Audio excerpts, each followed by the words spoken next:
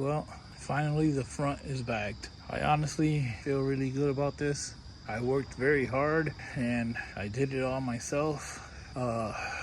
Real big accomplishment. Now, it's not laying frame yet. That's because I have to tub the front inner fender wells. So that is probably the next project.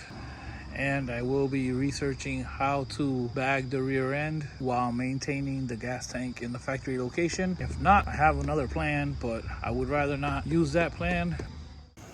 So stay tuned and keep on mini trucking.